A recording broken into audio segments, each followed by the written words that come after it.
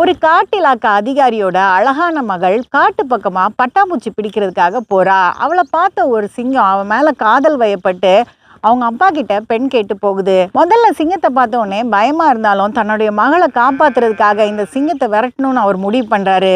அவர் சொன்னாரு, உன்னுடைய கூரிய பற்களை பார்த்தா பயந்த சுபாவம் உடைய என்னுடைய மகள் பயப்படுவாளே அப்படின்னு. காதல் வயப்பட்ட இந்த சிங்கம் போய் தன்னுடைய பற்களெல்லாம் உடைச்சும் புடுங்கிட்டும் திரும்பி வருது. அப்போ அந்த அதிகாரி சொன்னாரு, உன்னுடைய நகங்கள்லாம் ரொம்ப கூர்மையா இருக்கு, என் மக கிட்ட வந்தானா அது அவளை காயப்படுத்திடும் அப்படின்னு.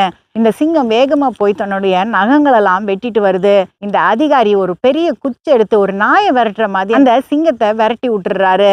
இப்படிதான் சில நேரம் தேவையில்லாத ஆசைகளும் தேவையில்லாத சோதனைகளையும் நம்ம மீற முடியாம அந்த ஆசைகளுக்கு நம்ம அடிபணியும் போது நம்முடைய பலன் பலவீனமா மாறிடும். இல்லைன்னா வாழ்க்கை சிங்கம் மாதிரி ஆரம்பிச்சு அசிங்கமா முடிஞ்சிடும்.